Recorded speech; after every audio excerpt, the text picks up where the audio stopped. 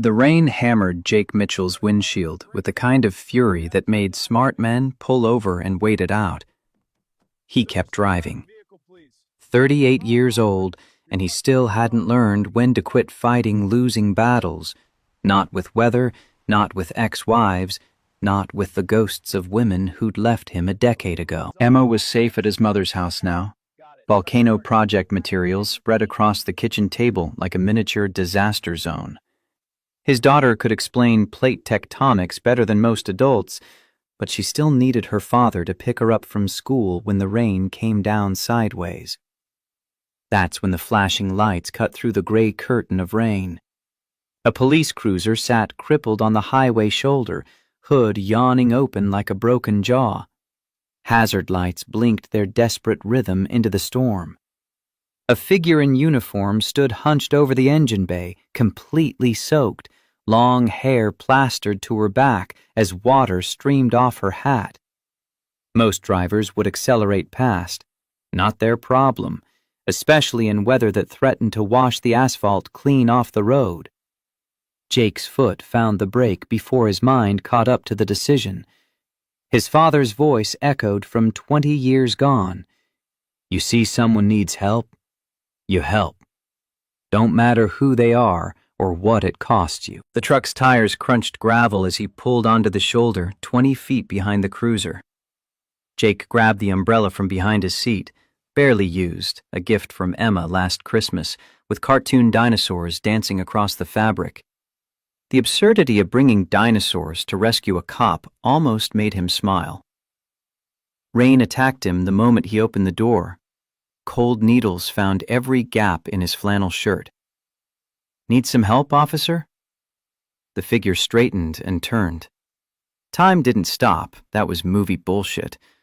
But something in Jake's chest seized up hard enough that his next breath came shallow and painful. The umbrella trembled in his grip as he stared into eyes he'd spent a decade trying to forget. Green eyes. Not blue, not hazel. That specific shade of green that reminded him of spring grass after winter finally released its grip. Sarah? Her name escaped as barely a whisper, stolen by the wind before it could reach her. But she heard it.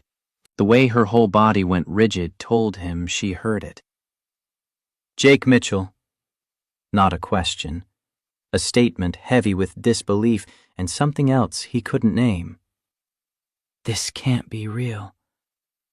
The woman standing before him wore a police uniform that clung to her frame like a second skin, badge glinting dull in the storm's gray light. Her brown hair, longer than he remembered, hung in wet ropes past her shoulders.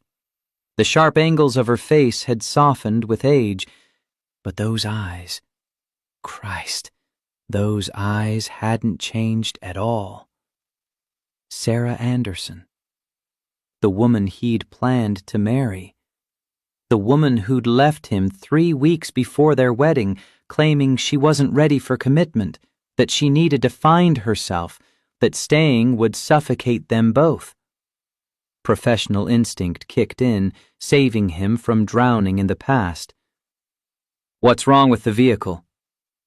Battery died. Just cut out in the middle of the highway. Her voice carried the same low timbre he remembered, but something harder had crept into it. Years of giving orders, maybe. Years of being someone he didn't know. Jake moved to the engine, muscle memory taking over. He'd fixed enough vehicles on job sites to diagnose this blind. I've got jumper cables. Hold on. The silence while he retrieved his equipment felt thick enough to choke on. Sarah stood under the umbrella he'd thrust at her, watching him work with an expression he couldn't read. The rain kept falling. His shirt was soaked through now, cold water running down his spine. So, you're back in town. Jake connected the cables with practiced efficiency, not looking at her. Last I heard, you were in California. Moved back 2 years ago. Made detective with Metro PD. A pause, heavy as the storm clouds overhead. What about you? Foreman at Morrison Construction. He recited the facts like reading from a grocery list. Married, daughter named Emma, 8 years old, divorced 2 years back. The cruiser's engine turned over on the first try, roaring to life with mechanical indifference to the emotional wreckage surrounding it. Jake disconnected the cables, movements sharp and precise, refusing to meet her gaze. Sarah's hand touched his arm as he turned to leave. Just a brief contact, but it burned through the wet fabric. Jake, I know I'm the last person you want to see. The last person I wanted to see left 10 years ago. His voice came out colder than he'd intended, frost coating each word. You're just an officer who needed a jump. Nothing more. He watched something flicker across her face, pain maybe, or regret, but she composed herself with the discipline of someone trained to hide weakness. From her wallet, she produced a business card, flipping it to write on the blank back with a pen that barely worked in the rain. If you ever need anything, I owe you. More than just this. The card read, Detective Sarah Anderson, Metro Police Department, in crisp professional font. Her personal cell number was scrawled on the reverse in handwriting he recognized. Loops and curves exactly as they'd been a decade ago. Jake pocketed the card without promises. Take care of yourself, Detective. Walking back to his truck felt like wading through concrete. Every step required conscious effort, his boots heavy with more than just rain and mud. In the rearview mirror, Sarah remained by her cruiser, one hand pressed to her chest as she watched him drive away. His phone buzzed before he'd made it 3 miles. Emma, texting from his mother's cell. Did you remember to buy milk? Grandma says we're out. The mundane reality of his life snapped back into focus. Milk. Homework. Getting Emma to school on time tomorrow.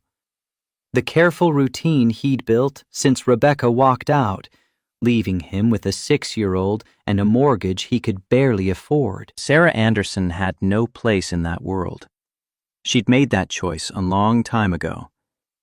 Martha Mitchell's house smelled like the cinnamon rolls she'd baked that afternoon, sweet warmth wrapping around Jake as he stepped inside. His mother looked up from where she sat with Emma at the kitchen table, the girls' math homework spread between them like a battlefield. Daddy! Emma launched herself at him with the full-body enthusiasm only an 8-year-old could muster. I got all my multiplication problems right, even the hard ones.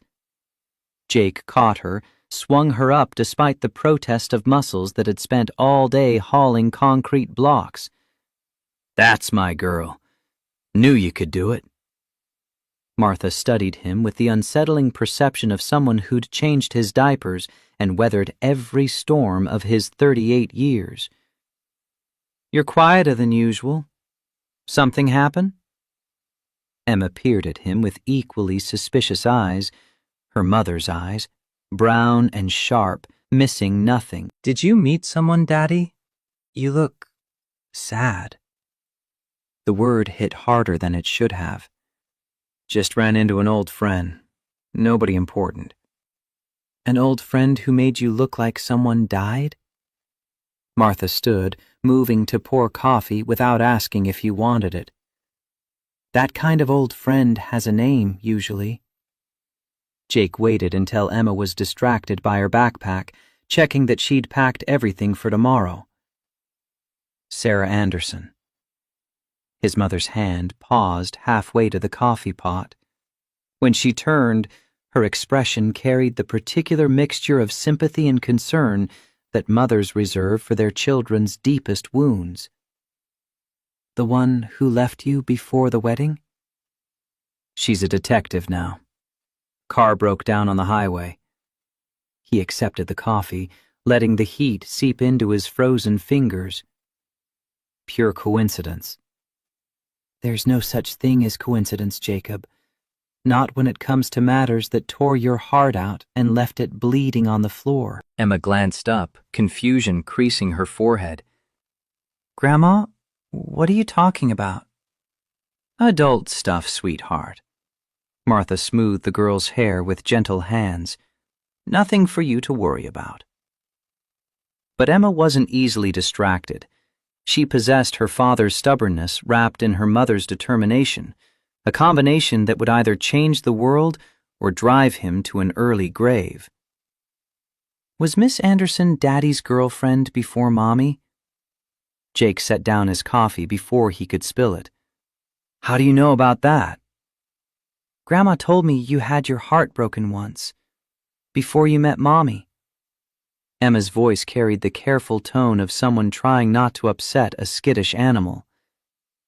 Is Miss Anderson the one who broke your heart? Martha had the grace to look sheepish. She asked why you never dated anyone after the divorce.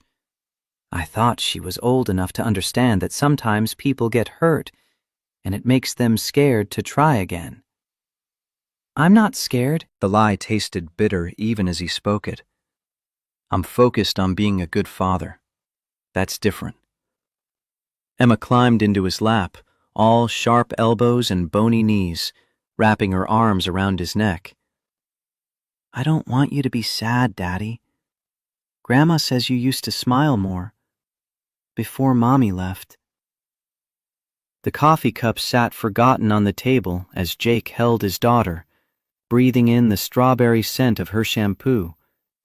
This was his life now.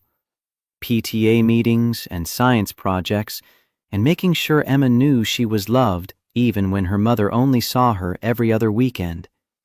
Sarah Anderson belonged to a different version of himself, one who'd believed love conquered all and promises lasted forever. I smile plenty, kiddo, especially when I'm with you. Later, after Emma had fallen asleep in the truck on the drive home, after he'd carried her to bed and tucked her in with her worn, stuffed rabbit, Jake stood alone in his kitchen and pulled out Sarah's card. The handwriting mocked him with its familiarity. How many notes had she left him during their 2 years together? Stuck to his apartment door, tucked into his textbooks, scrawled on napkins at the campus coffee shop where they'd first met. Gone to class. Love you. Don't forget we have dinner with my parents tonight. You left your jacket at my place again. You'd forget your head if it wasn't attached. He'd kept every single one until the day she returned his engagement ring, left it on his kitchen counter with a note that said simply, I'm sorry. I can't do this. Then he'd burn them all, watch the paper curl and blacken in his bathroom sink while his world fell apart around him. The business card should join those ashes. There was no good reason to keep it, no possible future where reaching out to Sarah Anderson would lead anywhere except pain. Jake filed it in his wallet anyway, tucked behind his insurance card where he wouldn't see it every time he bought groceries. 3 days crawled by with a relentless monotony of routine. Wake at 5, make breakfast, get Emma ready for school, drop her at the bus stop, drive to whatever construction site Jim Morrison had them working. Today it was the elementary school renovation, replacing rotted window frames and outdated wiring in a building that should have been condemned a decade ago. His crew worked around him with comfortable efficiency born of years together. Joe Martinez, the crew leader, had been doing this dance since before Jake graduated high school. The man could eyeball a beam and know if it was a quarter-inch off level. You've been distracted all week. Joe didn't look up from the window frame he was measuring, but his tone carried accusation. That's how people get hurt. Want to tell me what's eating you? Jake adjusted his grip on the cordless drill, fitting another screw into place with more force than necessary. Nothing. Just tired. Bullshit. I've seen you work 12-hour days and still have energy to joke around. This is different. Joe straightened, wiping sweat from his forehead with a bandana that had seen better years. Woman trouble? When isn't it woman trouble? Fair point. Rebecca giving you grief about Emma again? The mention of his ex-wife brought its own complicated tangle of emotions. Rebecca had moved back to town 6 months ago after her relationship in Denver imploded, suddenly very interested in being part of Emma's life again after 2 years of sporadic phone calls and forgotten birthdays. Rebecca's been quiet lately, surprisingly. Jake moved to the next window, losing himself in the familiar rhythm of work. This is something else. His phone buzzed in his pocket during lunch break. Unknown number, but the area code was local. Mitchell. Jake, it's Sarah. Her voice sounded different over the phone, more uncertain than it had during their rain-soaked reunion. I hope this isn't a bad time. Every muscle in his body went tense. Around him, the crew continued their various lunch activities, Joe arguing with Danny about last night's game, Marcus scrolling through his phone, Pete napping in his truck. Normal, everyday chaos. Jake walked away from them, seeking privacy behind a stack of lumber. What do you need, detective? I wanted to thank you properly. For helping with my car. Buy you dinner or something. A pause, and he could almost see her gathering courage on the other end. And maybe talk about what happened. You deserve an explanation. That was 10 years ago. Water under the bridge. Is it? The challenge in her voice sparked something in his chest, old anger he'd thought long buried. Because the way you looked at me in that rain, Jake, that wasn't someone who's moved on. His free hand clenched into a fist. She had no right to call him out, not after everything. What do you want from me, Sarah? Just coffee. Just 1 hour of your time. I need to explain why I left. You never gave me the chance to. You didn't want a chance. You wanted an escape route, and you took it. The words came out harsher than he'd intended, loud enough that Joe glanced over with concern creasing his weathered face. Jake turned away, lowering his voice. I spent a year trying to understand. Then I stopped trying and got on with my life. By marrying someone you didn't love? The accusation stole his breath. How could she possibly know that? You don't know anything about my marriage. I know you, Jake. Or I did. And I know what it looks like when you're in love. Her voice softened, vulnerable in a way that transported him back to late nights in her apartment, bodies tangled together as they planned impossible futures. The way you said your ex-wife's name just now?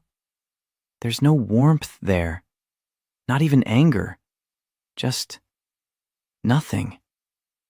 He wanted to deny it, to tell her she was wrong about Rebecca, about him, about everything, but the lie wouldn't form. What do you want me to say? Say you'll have coffee with me, Saturday. You pick the place, you set the terms. I just want a chance to apologize properly. Every instinct screamed at him to refuse. This was how it started. Small concessions that led to bigger mistakes, old feelings resurging like floodwaters through broken levees. He'd rebuilt his life carefully after Sarah left, after Rebecca left, constructing walls that kept him safe and functioning and present for Emma. But some traitorous part of him, the part that had never quite healed, wanted to know why. Needed closure or revenge or something he couldn't name. Saturday, 1 hour. Tony's Italian on 5th. I'll be there at 7. Thank you, Jake. I'll see you then. The line went dead. Jake stared at his phone for a long moment, wondering what the hell he'd just agreed to. Joe appeared at his elbow, concern etched into every line of his face. Everything okay? Yeah, just... Jake trailed off, unable to finish the sentence. It's complicated. Woman who got away came back? When Jake didn't answer, Joe nodded like that confirmed everything. Thought so. You've had that look all week. The one guys get when their past shows up demanding a conversation. She wants to apologize for leaving. And you said yes because you're hoping it'll give you closure. Joe clapped him on the shoulder, grip firm and grounding. Word of advice from someone who's made this mistake?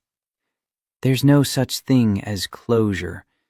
There's only choosing whether you're going to let the past eat you alive or if you're going to bury it and move forward. Which did you choose? I tried burying it. Worked for about 15 years, till my ex-wife showed up at my daughter's wedding. Joe's laugh held no humor. Turns out some graves aren't deep enough. Now I'm stuck seeing her at every family event, making polite conversation while pretending I don't remember exactly how she destroyed me. The warning was clear.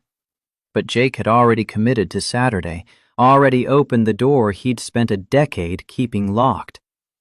He went back to work, throwing himself into the physical labor with enough intensity that by day's end, every muscle screamed for mercy. Maybe if he exhausted himself enough, he wouldn't lie awake thinking about green eyes and handwritten phone numbers. Emma noticed something was off the moment he picked her up from school. She climbed into the truck with her usual explosion of energy, backpack hitting the seat with a thud, but her smile faltered when she got a good look at his face. Bad day at work, Daddy? Just long. How was school? She launched into a detailed account of her day. Someone's hamster escaped during science class. Her best friend Lily got in trouble for passing notes. The cafeteria served pizza that tasted like cardboard.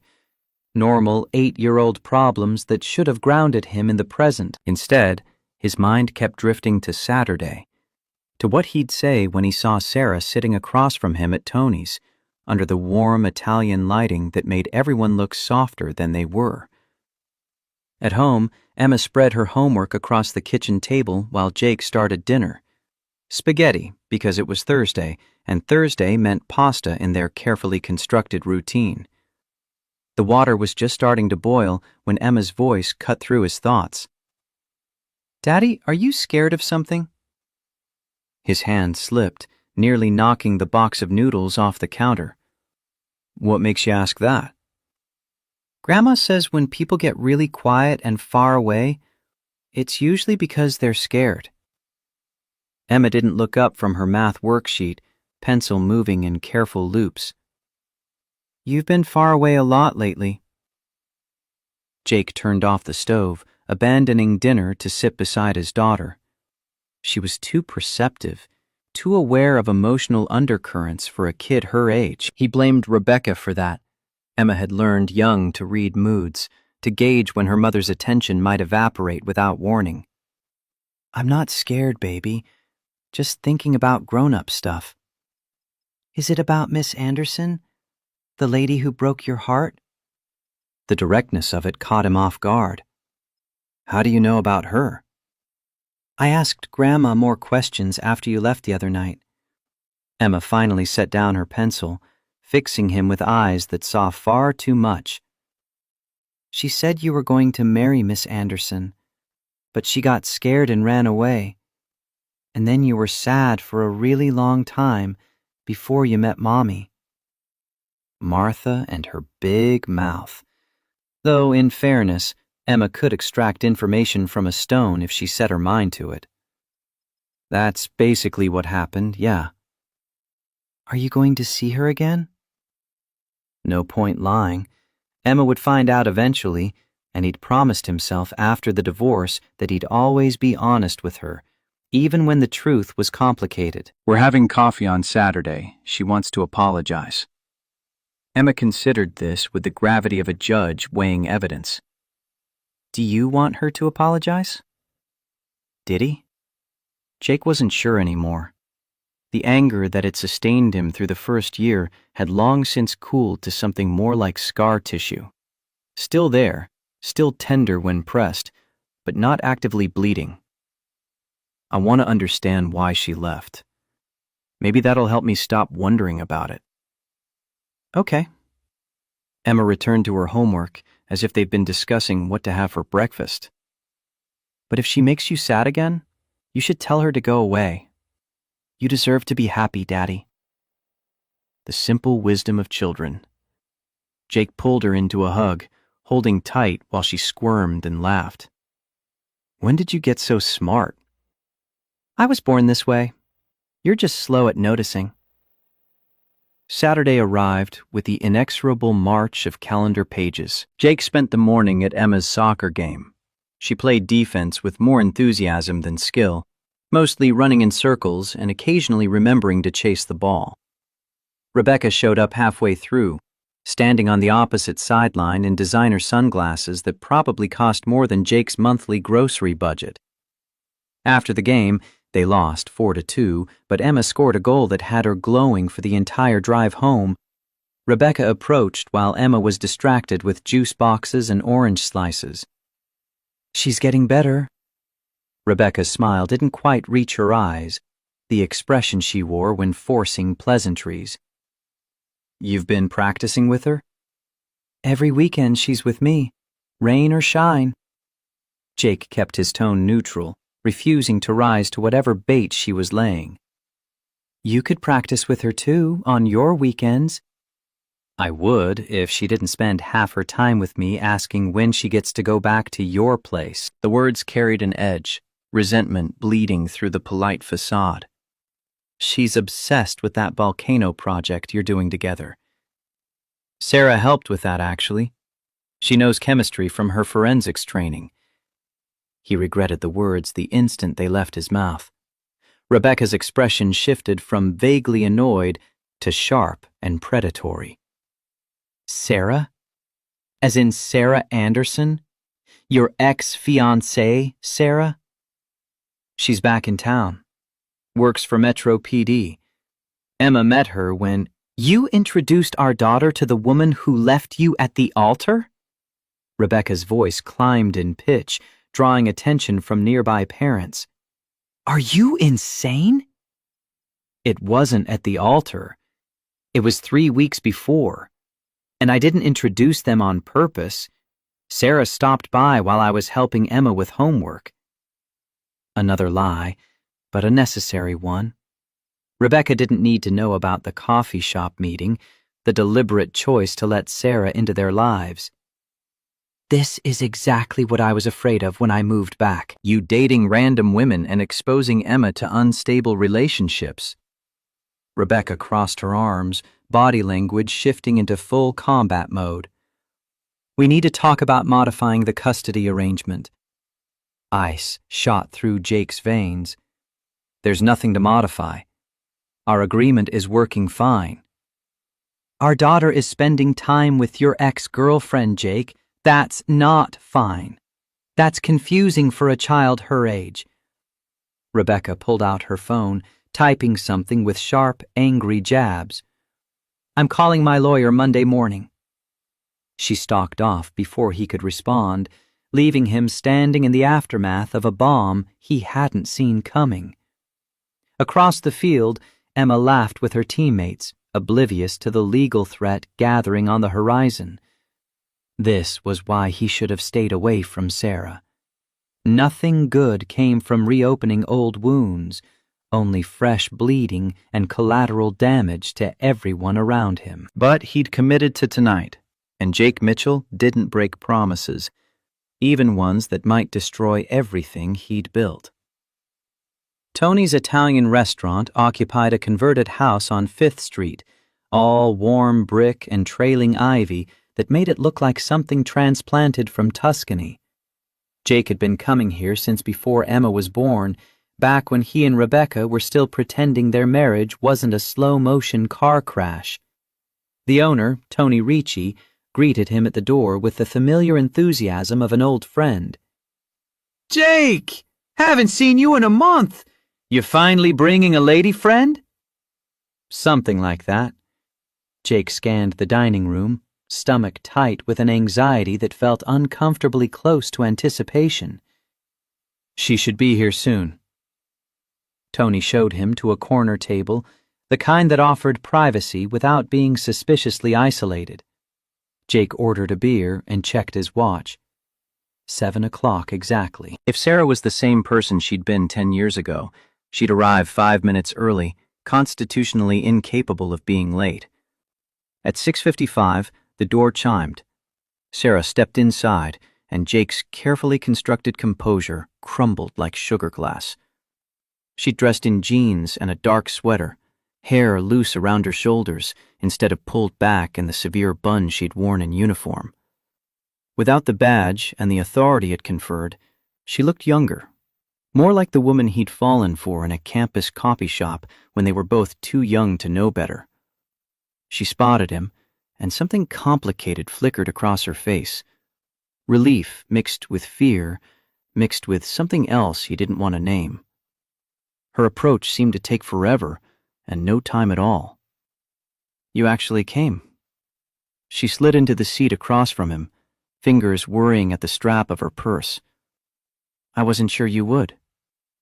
I keep my word, even when I probably shouldn't." Jake took a long pull from his beer, needing something to do with his hands. "You wanted to explain. So explain." Sarah's hands trembled slightly as she reached for the water glass Tony had brought with her arrival. The movement drew Jake's attention to details he'd been trying to ignore: the absence of rings on her fingers, the faint scar along her left thumb that hadn't been there before, the way she still bit her lower lip when nervous. "I don't know where to start." Her voice came out smaller than he'd ever heard it, the confident detective from the highway replaced by someone who looked lost. "I've rehearsed this conversation 1,000 times in my head, and now that you're sitting here, all those words feel inadequate." Jake leaned back in his chair, arms crossed in a posture he recognized as defensive even as he adopted it. "Try the beginning. The part where you decided 3 weeks before our wedding that you couldn't go through with it." The waiter appeared with menus, oblivious to the emotional minefield he'd wandered into. Sarah ordered wine without looking at the options. Jake requested another beer, and they sat in silence until the server retreated. "I was terrified." She spoke to the table rather than meeting his eyes. "Not of you, not of marriage specifically, but of the permanence, of making a choice that would define the rest of my life before I'd figured out who I was." "You were 26. I was 28. Plenty of people get married younger." Even as he spoke, Jake recognized the hollowness of the argument. Age was just a number. Maturity was something else entirely. "My parents divorced when I was 12. Sarah's fingers traced patterns on the condensation of her water glass. "I watched my mother try to build a life after 15 years of being someone's wife, and she didn't know who she was anymore. Everything had been defined by my father: where we lived, what she did, who her friends were. When he left, she was just empty." The waiter returned with drinks. Sarah took a long sip of her wine before continuing, gathering courage from somewhere deep inside. "I swore I'd never end up like that. I'd establish myself first, have a career, know exactly who I was as an individual before I became someone's wife." She finally looked at him, and the raw honesty in her expression hit him like a physical blow. "Then I met you, and all those carefully constructed plans went out the window. We were engaged within a year, planning a wedding, talking about kids and houses and forever.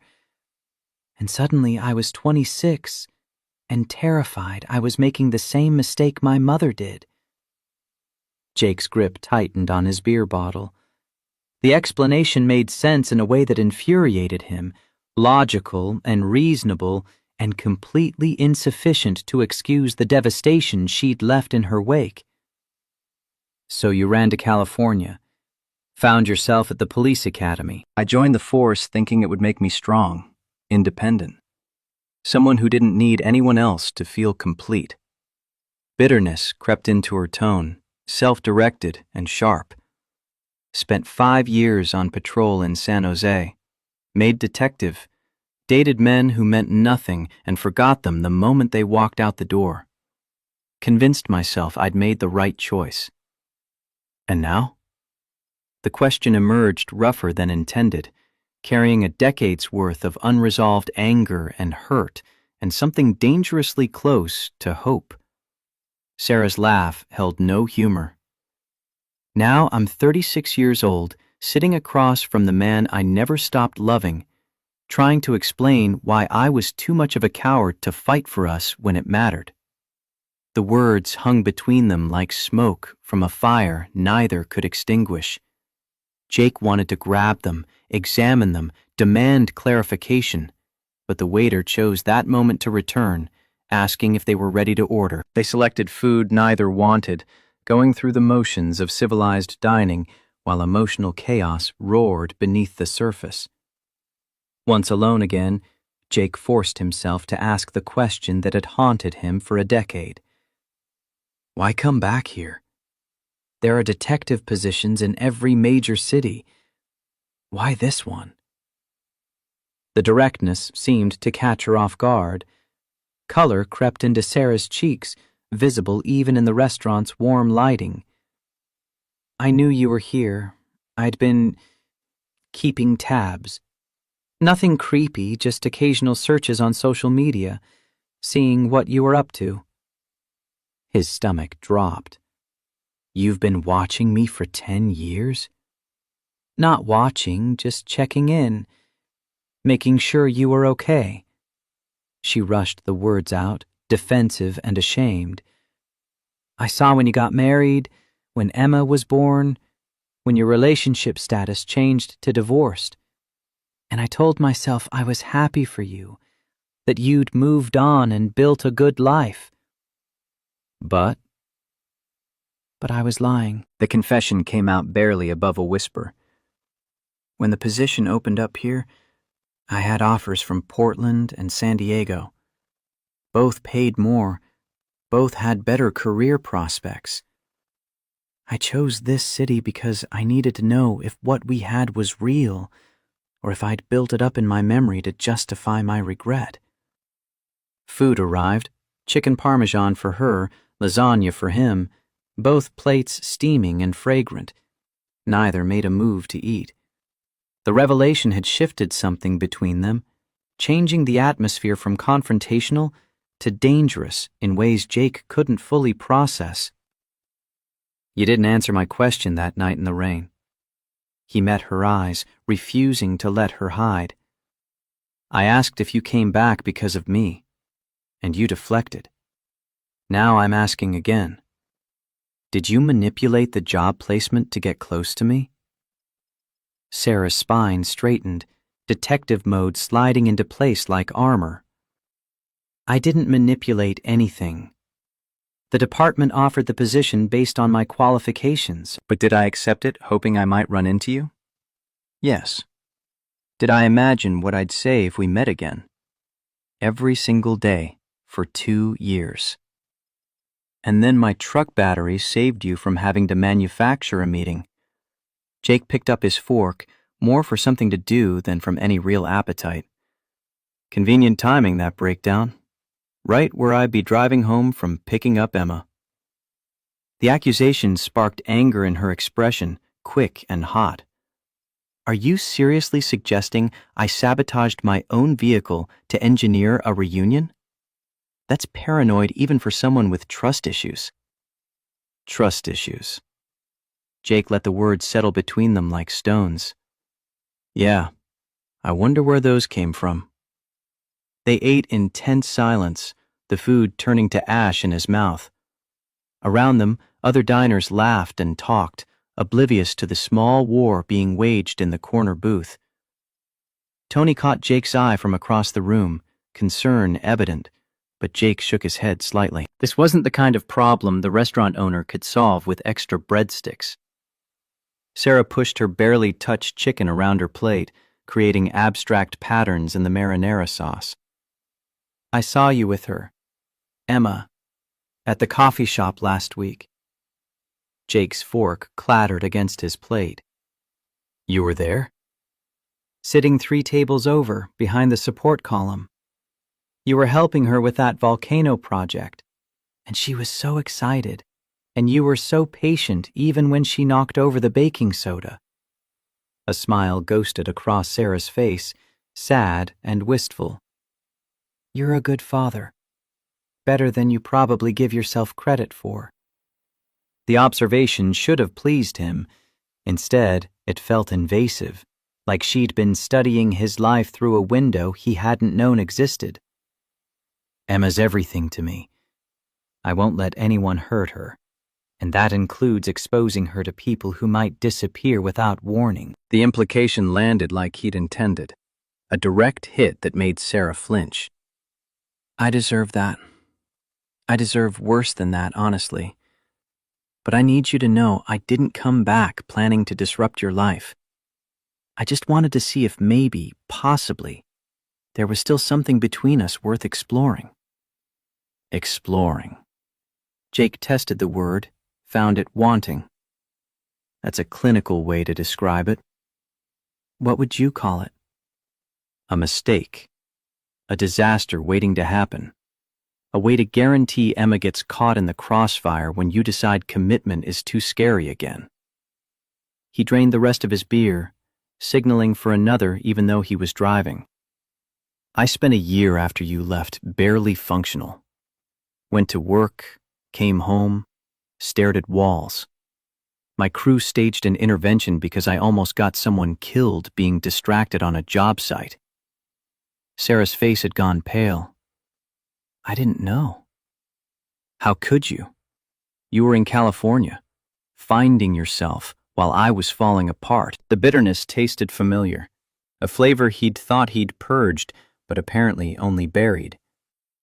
Then I met Rebecca. Sweet, stable, uncomplicated Rebecca who wanted the same things I did. House, family, normal life.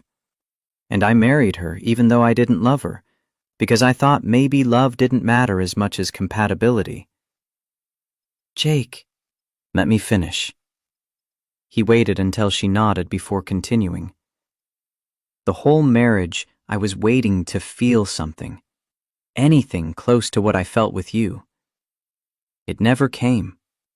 Rebecca knew it. I knew it.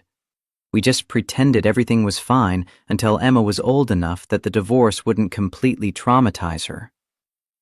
You want to know the worst part? I still don't regret it because Emma exists. But I regret lying to Rebecca for 6 years. I regret making her feel like she was competing with a ghost she could never beat. The confession hung between them, heavier than anything said so far. Sarah's eyes glistened with unshed tears, but she blinked them back with the discipline of someone trained not to show weakness. I'm sorry. The words sounded inadequate even to his own ears. That's all I can say. I'm sorry I hurt you. Sorry I wasn't brave enough. Sorry I've spent a decade being too much of a coward to come back and fix it. If I could go back and change things, I would do it in a heartbeat. Jake's third beer arrived. He stared at it without drinking, watching condensation bead on the bottle's surface. Why now?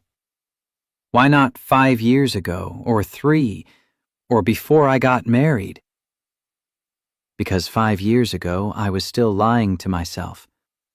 3 years ago, I was dating someone else, trying to convince myself he was good enough. And before you got married? She paused, struggling with something internal. I almost called you the week before your wedding. Had the phone in my hand, your number dialed, finger hovering over the call button. Why didn't you? Because you deserved to be happy. You deserved someone who wouldn't run when things got hard. I thought maybe Rebecca could give you that. The music changed to something slow and Italian, a tenor crooning about lost love and second chances. The irony wasn't lost on either of them, Jake's phone buzzed. Emma, texting from Martha's house where she was spending the night. "Having so much fun with Grandma. We made cookies and she's teaching me to knit." He showed Sarah the message, watching her expression soften as she read it. "She seems like an amazing kid." "She is. Too smart for her own good. Asks questions that would stump a philosophy professor." Pride crept into his voice despite his best efforts to maintain emotional distance. "Wants to be a scientist. Studies volcanoes and plate tectonics like other kids study cartoon characters."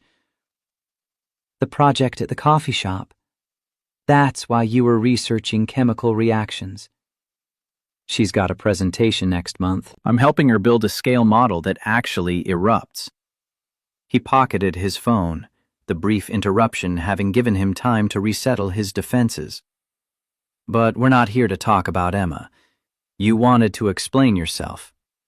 So explain why you think any of this matters now." Sarah pushed her plate away, food barely touched. "Because I've spent 10 years in a career that's supposed to be about justice and truth. And the whole time I've been living a lie. Pretending I made the right choice, pretending I don't lie awake at night thinking about what our life could have been." "Our life would have been ordinary. Working class ordinary, not the decorated detective career you built." He couldn't keep the edge from his voice. "I'm a foreman for a construction company. I make decent money, but it's not executive salary. We would have had a modest house, 2 kids maybe, date nights at places like this because we couldn't afford anything fancier." "Is that really what you want? Or is this just nostalgia making the past look better than it was?"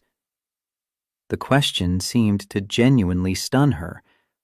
She sat back, processing, and Jake could see the exact moment she understood what he was really asking, not whether she regretted leaving, but whether she could actually handle the reality of what staying would have meant. "I don't care about money." Her voice carried conviction, but he'd heard convicted criminals sound equally sincere about their innocence. "I've had the career, the promotions, the respect. None of it filled the hole you left." "Pretty words." Jake finally took a drink from his 3rd beer, knowing he'd regret it in the morning, but needing the liquid courage for what came next. "But words are easy. Actions are what matter. You walked away once already. What makes you think I'd ever trust you enough to risk it again?" "I can't give you guarantees. I can't promise I won't mess up or get scared or make mistakes." Sarah leaned forward, intensity radiating from her like heat. "But I can promise I'm not the same person who ran. 10 years of living with consequences taught me that running from problems doesn't solve them. It just means you carry them wherever you go." Touching. But I have Emma to think about now. She's already dealing with her mother being inconsistent and unreliable. I won't add another unstable adult to her life. He meant it as a deterrent, a wall she couldn't scale. But something shifted in Sarah's expression, determination replacing uncertainty. "Then let me prove it. No expectations, no pressure. Just give me a chance to show you I've changed." She reached across the table, hand stopping just short of touching his. "I'm not asking you to forgive me, or take me back, or even give me hope. I'm asking for the opportunity to demonstrate through actions, not words, that I'm worth a second look." The server appeared, asking about dessert. They both declined, and Jake requested the check before Sarah could argue about who was paying. She let him take it without protest, seeming to understand that this small act of control mattered to him. Outside, the October night had turned cold, temperature dropping with the sun. Sarah hugged herself against the chill, having left her jacket in the car. Jake's instinct was to offer his coat, the way he always had, but he suppressed it. Those kinds of gestures belonged to a different version of them, one that no longer existed. "Thank you for hearing me out." Sarah's breath misted in the air between them. "I know it doesn't change anything, but I needed you to know I never stopped regretting what I did." Jake studied her in the streetlight's glow, cataloging the ways age had changed her. Fine lines around her eyes that hadn't been there before, a hardness to her jaw that spoke of difficult decisions and long nights. But underneath, he could still see traces of the woman he'd loved, the one who'd laugh at his terrible jokes, who'd fall asleep during movies with her head on his shoulder, who'd made him believe in happily ever after. "I don't know what you're expecting from this." He kept his distance, afraid that closing the gap would undo all his carefully maintained resolve. "I can't just forgive and forget. Emma comes first, always. And bringing someone into her life who might leave again, I can't do that to her." "I understand." Sarah pulled her keys from her purse, the jangle loud in the quiet street. "But if you ever want to talk, or if you need anything, you have my number. No strings, no expectations. Just, I'm here. If you want me to be." She walked to her car, a sensible sedan, not the cruiser, and drove away without looking back. Jake stood on the sidewalk long after her taillights disappeared, trying to sort through the emotional wreckage of the evening. His phone buzzed again. Not Emma this time, but Martha. "How did it go?" Jake typed and deleted 3 different responses before settling on, "Complicated. Tell you tomorrow." The drive home passed in a blur. His house felt emptier than usual without Emma's chaos filling it, just him and silence and too many thoughts he couldn't organize. He poured himself a whiskey he didn't want, sat on the porch in the cold, and let himself remember. Their first kiss, outside that coffee shop, her tasting like caramel and sugar. Moving into their first apartment together, nothing but second-hand furniture and big dreams. The night he proposed, down on one knee in the park where they'd had their first real conversation, ring box shaking in his nervous hands. Her saying yes, crying and laughing at the same time. Then the harder memories. The growing distance in those final weeks. Her increasingly frequent mentions of not being ready. The night she'd come to him with red eyes and a confession he hadn't wanted to hear. The emptiness after, like someone had scooped out his insides and left him hollow. He'd survived it, built a life, had a daughter, created routines and structures that kept him functioning. Sarah's return threatened all of that stability, opening wounds he'd thought scarred over. But God help him, seeing her again had reminded him what it felt like to be fully alive. 3 days passed in careful normalcy. Work, Emma, dinners, homework, bedtime stories. He didn't mention Sarah to his daughter, didn't examine too closely why he'd kept the dinner a secret. Martha asked once how it went. He'd deflected with practiced ease, changing the subject to Emma's upcoming school play. Thursday evening, while Emma was at Rebecca's for her bi-weekly overnight, Jake's doorbell rang. He opened it to find Sarah standing on his porch in uniform, looking official and uncomfortable in equal measure. "This isn't a social call." She kept her hands at her sides, posture rigid. "There's been a series of thefts from construction sites in the area. Your site specifically was hit last night. I'm the lead detective on the case." Professional distance settled over her like a cloak, transforming her into Detective Anderson rather than Sarah, who'd poured her heart out over Italian food. Jake matched her tone, keeping his voice neutral. "What was taken?" "Copper wiring, power tools, approximately $8,000 worth of materials, according to your site manager's inventory. She pulled out a notepad, flipping to a marked page. The theft occurred between 8 p.m. and 5 a.m. Security cameras were disabled, suggesting someone with knowledge of the site layout. You think it's an inside job?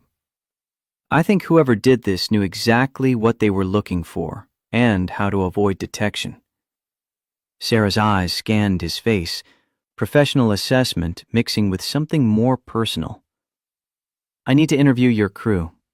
Get a sense of who might have financial problems, grudges, connections to criminal elements. Jake's jaw tightened. My guys are solid. I've worked with most of them for over a decade.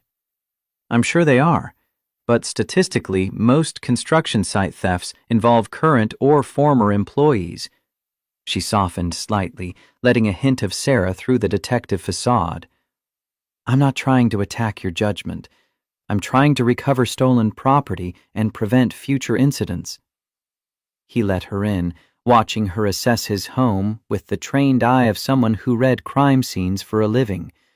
The analysis made him self-conscious about the stack of Emma's drawings on the fridge, the pile of unfolded laundry on the couch, the general lived-in chaos of a single father's house. Sarah didn't comment on the mess. Instead, she moved to the kitchen table, spreading out photos of the crime scene. Walk me through the site security. Who has access codes? Who knows the camera positions? They spent an hour going through details, Jake providing information while trying not to notice how her hair fell forward when she leaned over the photos, or the way she chewed her pen cap when thinking, or the familiar scent of her perfume. Different brand than 10 years ago, but the same base notes of vanilla and something floral. I'll need contact information for your entire crew. Sarah was all business, typing notes into her phone with efficient precision. Also, any subcontractors, delivery drivers, anyone who's been on site in the past month. Joe Martinez has all that. I'll text him, have him send it to you directly. Jake pulled out his phone, composing the message while hyper-aware of her proximity. He's not going to like this. None of them will. Being questioned by police feels like an accusation even when you're innocent. I'll be as discreet as possible. She tucked her notepad away, preparing to leave. Thank you for cooperating. I know this is awkward given everything. You're doing your job. I respect that. He walked her to the door, maintaining careful distance. For what it's worth, I hope you find whoever did this. Those tools represent weeks of work for some of these guys. Sarah paused on the threshold, silhouetted against the porch light. Jake, I want you to know I didn't request this case because of our connection. It was assigned to me randomly. If you'd prefer someone else handle it. No. The word came out more forcefully than intended. You're good at your job, and I want good police work on this. Personal history doesn't matter compared to getting results. Something flickered across her expression. Gratitude, maybe? Or relief. I'll keep you updated on the investigation. And Jake, the dinner the other night. I meant everything I said. But I understand if you need space to process. She left before he could respond, Cruiser pulling away with professional slowness. Jake stood in his doorway watching taillights fade, wondering when his life had become so complicated. His phone rang minutes later. Rebecca, her voice tight with barely controlled anger. We need to talk about Emma. Ice flooded his veins. Is she okay? Did something happen? She's fine. Physically. The emphasis suggested other problems loomed. But she just spent 20 minutes telling me all about Miss Sarah, the nice police lady who's friends with Daddy and knows all about volcanoes and is really pretty and makes Daddy smile. The betrayal hit hard. Emma had promised not to mention Sarah to her mother, understanding without being told that it would cause problems. But 8-year-olds couldn't keep secrets worth a damn, especially when excited about something. Sarah's a detective working a case involving my job site. Emma met her once, briefly, when Sarah stopped by to ask about security protocols. The lie came easier than it should have, practiced deception rolling off his tongue. It's not a big deal. Not a big deal? Rebecca's voice climbed an octave. You're introducing our daughter to the woman who broke your heart, the one you spent years being miserable over, and you think that's not a big deal? I didn't introduce them. Emma was home when Sarah came by on official police business. They exchanged maybe 5 sentences. Another lie, stacking on the first. You're making this into something it's not. Am I? Because Emma says Miss Sarah helped with her volcano project. That sounds like more than a 5-sentence interaction. Papers rustled in the background, Rebecca moving with agitated energy. I'm calling my lawyer Monday. We're modifying the custody arrangement. The threat crystallized the vague anxiety he'd been carrying since Saturday into sharp, immediate fear. On what grounds? I'm a good father. Emma's thriving. On the grounds that you're exposing our daughter to unstable romantic entanglements. Sarah left you once, Jake. What happens when she does it again and Emma's attached to her? You think our daughter can handle another abandonment after what she went through with me? The accusation stung because it mirrored his own fears, the ones he'd been trying to suppress. I'm not in a relationship with Sarah. We're not dating. She's investigating a crime. But you want to be. Rebecca's voice shifted from angry to something more complex, hurt mixed with resignation, mixed with bitter acceptance.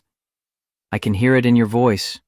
You're still in love with her, just like you were throughout our entire marriage. Jake couldn't deny it, and the silence stretched long enough to serve as confirmation. That's what I thought. Rebecca's laugh held no humor. You know what the worst part is? I knew going in that you didn't love me. I thought I could make it enough. Thought if I was patient and supportive and everything she wasn't, you'd eventually choose me for real instead of just as a consolation prize. Rebecca, I'm sorry. I never meant to hurt you. The apology felt insufficient, a Band-Aid on a wound that needed surgery. But you did. Every time you looked at me and I could see you wishing I was someone else. Every time you pulled away when I tried to get close. Every time you said you loved me and I could hear the lie underneath. She took a shaky breath, composing herself. I deserve better than being someone's second choice. And Emma deserves a father who isn't distracted by his past. My past isn't interfering with Emma. She's my priority, always. He meant it, even as doubt crept in around the edges. You're right that I wasn't fair to you during our marriage. I should have been honest instead of pretending. But that doesn't mean I'm a bad father. I'm not saying you are. I'm saying you're about to make choices that could hurt our daughter, and I'm not going to stand by and watch it happen. Rebecca's tone shifted to something more formal, the voice she used for professional discussions. Expect a call from my attorney. We'll discuss this through proper legal channels. The line went dead. Jake stood in his kitchen, phone still pressed to his ear, processing the wreckage of a conversation that had just blown up his carefully structured life. Friday morning brought Joe Martinez to his door before 6 a.m., the crew leader's expression grim. We need to talk before the cops show up. Jake poured coffee while Joe paced his kitchen, agitation evident in every movement. What's going on? Danny Torres. He's been acting weird all week, jumpy, avoiding questions, disappeared for 2 hours yesterday during a lunch break. Joe accepted the mug without sitting, too wired to stay still. I didn't think much of it until the detective called asking about financial problems among the crew. Danny's got gambling debts. Jake knew this already, had even loaned the kid money last year to help clear them. but he's not stupid enough to steal from his own site. You sure about that? Because I did some asking around, and apparently those debts are worse than we knew. He's into a bookie for 15 grand, and they're not the patient type. Joe finally sat, deflating with the weight of suspicion. I don't want to believe it either. Kid's been with us 3 years, never caused problems. But if he's desperate enough. The doorbell interrupted them. Sarah stood on the porch in business casual, notepad already out. Mr. Martinez? I'm Detective Anderson. I believe we spoke on the phone? She nodded at Jake with professional courtesy that revealed nothing of their complicated history. Joe glanced between them, clearly sensing undercurrents, but too focused on the investigation to pursue them. The interview lasted 40 minutes, Sarah extracting information with practiced efficiency. Joe confirmed the camera blind spots, the security code rotation schedule, which crew members had worked late in the past week. He also, reluctantly, mentioned Danny's financial situation. I want to be clear. I'm not accusing anyone. Joe's discomfort was obvious, loyalty warring with duty. But you asked about money problems, and Danny's the only one I know who's in serious trouble. Sarah made notes without judgment. I'll need to speak with Mr. Torres. Can you have him contact me today? After Joe left, Sarah lingered in the doorway. The professional mask slipped slightly, revealing the woman underneath. I heard about Rebecca, the custody threat. Small town, news travels fast. Jake leaned against the doorframe, exhaustion seeping into his bones. Guess Emma told her mother about meeting you. I'm sorry. I never meant to cause problems with your co-parenting situation. Genuine regret colored her words. If you need me to speak with Rebecca, explain that our contact has been purely professional. That would be a lie. He met her eyes, refusing to pretend. It stopped being purely professional the moment I agreed to dinner. We both know that. Sarah bit her lip, the gesture so familiar it hurt. What do you want me to do? I can back off, stay strictly business, disappear from your life again if that's what you need. I don't know what I need. The confession felt like weakness, but he was too tired to maintain pretenses. Part of me wants to see where this goes. The rest of me knows that's insane, that I'm risking everything I've built for something that already proved it can't work. We're not the same people we were. She stepped closer, close enough that he could feel her body heat. Maybe that's what needs to change for this to work. Accepting that we failed the first time because we weren't ready, not because we weren't right for each other. Jake's phone shattered the moment with its insistent buzzing. Martha, calling about Emma. He answered to find his daughter on the other end, voice small and scared in a way that sent his protective instincts into overdrive. Daddy? Mommy's really mad.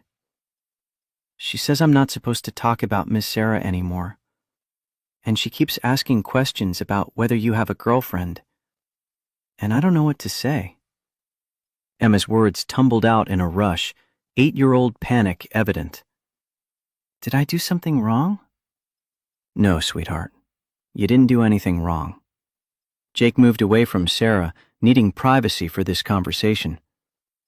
Mommy's just worried about you, that's all. Sometimes adults get confused about things. Is Miss Sarah your girlfriend?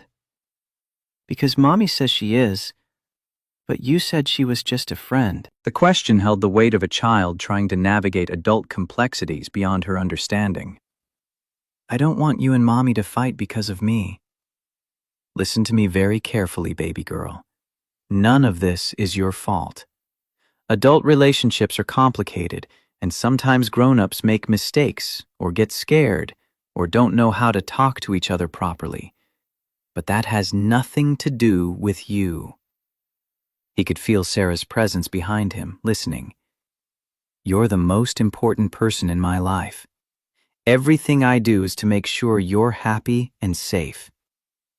Promise? Emma's voice wavered. Promise. Now how about you and Grandma make those cookies you were talking about, and I'll come pick you up after work, okay? He injected false cheer into his tone, hoping it would transfer through the phone line. We'll have movie night. Your choice. Emma brightened at the prospect, her resilience a reminder of why he fought so hard to protect her. They said their goodbyes, and Jake turned to find Sarah had moved to his kitchen table, giving him space for the conversation. You're good with her. Sarah's observation carried no judgment, just quiet acknowledgement. Patient, present, everything a father should be. She deserves that. Deserves better than parents who can't figure out how to put her first. He poured himself more coffee, the morning already feeling endless despite barely being 7 a.m. Rebecca's scared I'm going to repeat our marriage pattern with you. Getting involved with someone I love more than I loved her, which will somehow hurt Emma. Is she wrong? The directness of the question deserved an honest answer. I don't know. I spent 6 years married to a woman I cared about but didn't love, and it damaged everyone involved. Now you're back, and I can feel myself falling into old patterns, and I'm terrified of making the same mistakes. Sarah stood, closing the distance between them until only inches separated their bodies. Then maybe we don't repeat patterns. Maybe we build something new, something neither of us has tried before. Like what? Like taking it slow. Like being honest about our fears instead of running from them. Like putting Emma first and making sure whatever happens between us doesn't hurt her. Sarah's hand rose, hovering near his face without quite making contact. I'm not asking for promises or commitments. I'm asking for a chance to prove I'm worth the risk. Jake's resolve crumbled under the weight of her proximity and his own loneliness. He closed the gap, capturing her lips in a kiss that felt like coming home after years of wandering lost. She responded with matching intensity, hands fisting in his shirt as a decade of separation compressed into this single moment of connection. They broke apart, gasping, foreheads pressed together, both trembling from the force of emotions unleashed. Sarah's eyes shimmered with unshed tears. I missed you. God, I missed you so much. This is a mistake. Even as he spoke, Jake's hands refused to release her, holding tight like she might disappear if he let go. Rebecca's going to use this against me in court. Emma's going to get confused and hurt. Nothing good can come from this. Then let it be our mistake. Sarah kissed him again, softer this time, tender rather than desperate. Let's be honest about how messy and complicated this is, and choose it anyway. The kitchen clock ticked toward 7:30. Jake had a site to get to, materials to order, a crew to manage. Sarah had an investigation to pursue, interviews to conduct, evidence to process. The real world waited with all its demands and complications. But for these stolen moments, they let themselves exist in possibility rather than consequence, in hope rather than fear, in the fragile beginning of something that might, just might, be worth the risk. The kiss changed everything and nothing. Jake went to work with Sarah's taste still on his lips, trying to focus on inventory counts and foundation inspections, while his mind replayed the way her fingers had tangled in his hair. The crew noticed his distraction. Joe raised an eyebrow when Jake measured the same beam 3 times, getting different numbers each attempt. You sick or something? Joe's concern carried an edge of suspicion. You've been off all morning. Didn't sleep well. The lie sat heavy on Jake's tongue, but the truth was too complicated to unpack on a construction site. Rebecca's pushing for a custody modification got me stressed. That much was honest enough. The legal papers had arrived by courier at 10 a.m. delivered to the site because Rebecca knew it would embarrass him in front of his crew. Danny Torres had watched the exchange with particular intensity, his nervousness spiking visibly when the courier mentioned court documents. Sarah arrived at lunch, her sedan pulling up to the site trailer with official purpose. She'd changed from the casual clothes she'd worn at his house into full detective mode, slacks, blazer, badge prominent on her belt. The transformation was complete, no trace of the woman who'd kissed him 3 hours ago visible in her professional demeanor. "Mr. Torres, I need to speak with you regarding the theft investigation." Her voice carried across the site, drawing attention from every crew member within earshot. Danny went pale. At 24, he still had the gangly build of someone who hadn't quite grown into his frame, all knees and elbows and nervous energy. His hands shook as he set down his sandwich. "I didn't do anything." "Then you won't mind answering some questions." Sarah's tone gave nothing away, neither accusatory nor reassuring. "We can do this here or at the station. Your choice." The implication was clear: cooperate voluntarily or be brought in officially. Danny glanced at Jake, desperation written across his features, silently begging for intervention. Jake had known this kid since he was fresh out of trade school, had vouched for him when no other contractor would take a chance on someone with no experience. "Go with her, Danny. Tell the truth and you'll be fine." Jake put more confidence into the words than he felt. If Danny had stolen from the site, the truth would destroy him. They disappeared into the trailer, Sarah closing the door firmly behind them. The rest of the crew exchanged looks, weighted with speculation and judgment. Marcus Williams, a grizzled carpenter who'd been in construction longer than Jake had been alive, spat tobacco juice into the dirt. "Kid's guilty. You can see it written all over him." Marcus had the cynicism of someone who'd watched too many promising young workers self-destruct. "Probably figured he could grab a few tools, pawn them, cover his debts. Tale as old as time." "We don't know that," Jake defended Danny reflexively, even as doubt gnawed at his certainty. "Innocent until proven guilty." "Sure, and I'm the Queen of England." Marcus returned to his lunch, the conversation closed as far as he was concerned. Joe pulled Jake aside, voice low enough that the others couldn't hear. "If it is Danny, what are you gonna do? Kid's got potential, but if he stole from us, there's no coming back from that." "Fire him. Press charges. Whatever Detective Anderson, recommends." Jake corrected himself quickly, aware of ears that might be listening. "But I'm not throwing him under the bus until we have proof." "Your call, boss. Just remember that loyalty goes both ways. You protect someone who betrayed the crew, and you'll lose their respect." Joe's warning carried the weight of experience. Sometimes you have to make hard choices. The trailer door opened 40 minutes later. Danny emerged looking worse than when he'd entered. Red-eyed, shoulders slumped, moving like a condemned man. Sarah followed at a professional distance, expression neutral. "Mr. Torres has agreed to provide fingerprints and alibi verification for the night in question." Her announcement was for the benefit of the crew, putting everyone on notice that the investigation was active and thorough. "Thank you for your cooperation, Mr. Torres." Danny nodded mutely and stumbled toward his truck, clearly done with work for the day. Sarah caught Jake's eye, a subtle head tilt toward her car. He followed, maintaining enough distance to suggest official business rather than personal connection.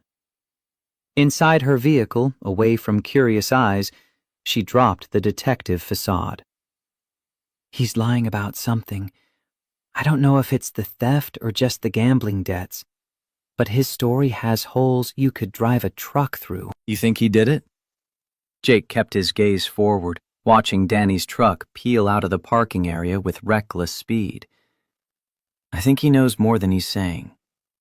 His alibi for that night is his girlfriend, who conveniently can't be reached for verification because she's visiting family in Oregon.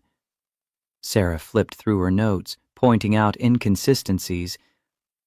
He also got defensive when I asked about his finances, claimed the debts were under control when every indicator suggests otherwise.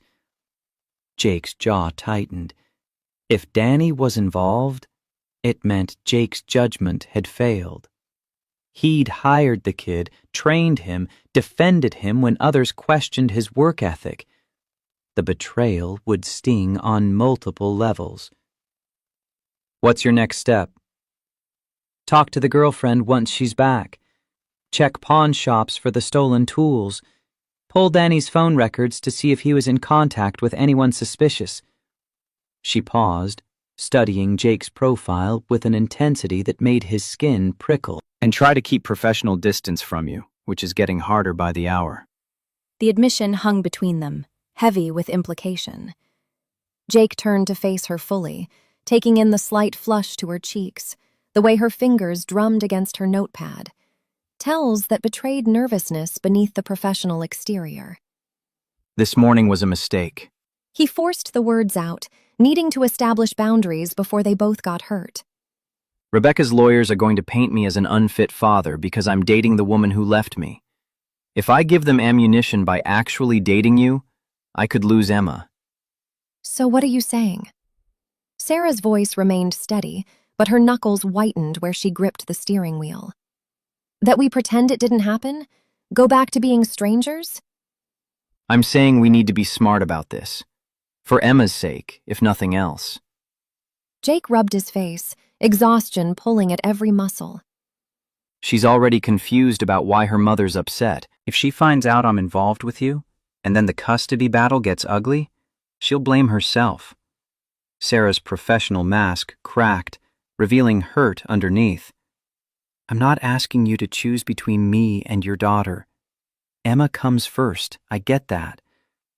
But don't tell me that kiss meant nothing, because I can see in your eyes that you're lying. It meant everything. That's the problem. The confession escaped before he could stop it. 10 years ago, you were the only thing that mattered. Then you left, and I had to learn how to function without you. I built a life, had a child, created something stable. Now you're back, and I can feel all those walls I built starting to crumble. Maybe they need to crumble. She reached across the console, hand covering his. Maybe you've been protecting yourself so hard that you forgot how to actually live. The contact sent electricity through his system, a jolt of connection that terrified and exhilarated in equal measure. Jake pulled away before he could do something stupid like kiss her again in broad daylight where anyone could see. I have to get back to work. He reached for the door handle, needing distance to think clearly. Keep me updated on the investigation. And Sarah, thank you for being gentle with Danny. Whatever he did or didn't do, he's still just a kid trying to survive. Her expression softened. That's one of the things I always loved about you. You see the best in people even when they don't deserve it. Jake climbed out of the car before he could respond, knowing that any reply would only make leaving harder. Behind him, Sarah sat in her sedan for a long moment before driving away, and he felt the loss of her presence like a physical ache. The weekend arrived with Emma's return from Rebecca's house. His daughter burst through the door with her usual hurricane of energy, backpack flying, shoes kicked off mid-stride, already talking before she'd fully entered. Daddy, guess what? Miss Sarah called Mommy. Emma's excitement seemed dangerously oblivious to the minefield she was dancing through. She explained that you're not dating and she only talked to you about work stuff, and Mommy seemed less mad after. Jake's heart stopped. Sarah had called Rebecca? Without consulting him first? The intervention was either brilliant or catastrophic, and he wouldn't know which until he talked to his ex-wife. What exactly did Miss Sarah say? He kept his voice carefully neutral, not wanting to alarm Emma with his own anxiety. Just that you helped with her investigation, and she met me by accident when she came to ask you questions. Emma dumped her backpack on the couch, pulling out a drawing she'd made, a stick-figure family with labels that made Jake's chest tighten. Mommy said she wants to talk to you about custody stuff, but she sounded less mad than before. The drawing showed Jake, Emma, and a third figure labeled Miss Sarah with a police badge. They were holding hands, all three of them, with a big sun and a house in the background. The innocence of it contrasted sharply with the legal complications swirling around them. Sweetie, I need you to understand something important. Jake sat beside her, picking his words with extreme care. Miss Sarah is a friend, but she's not part of our family. You, me, and Mommy, we're your family. Other people can be important to us without being family. Emma's face fell. But I like her. She's nice, and she knows about science, and she doesn't treat me like a baby. I like her too, but liking someone doesn't automatically make them family. He pulled Emma close, feeling the fragility of childhood in her small frame. Right now, Mommy and I are figuring out grown-up things about schedules and where you'll spend time. Those decisions might change, and I don't want you to worry about any of it. Is Mommy going to make me live with her all the time? The question emerged, small and scared, Emma's biggest fear finally voiced. I don't want to leave you, Daddy. Jake's heart shattered. He'd been so focused on Rebecca's legal maneuvering and Sarah's reappearance that he'd failed to consider how the uncertainty was affecting Emma. Nobody's going to make you do anything you don't want to do. The judge will talk to you about what you prefer, and your opinion matters. Promise? She looked up at him with eyes that held too much worry for 8 years old. Promise.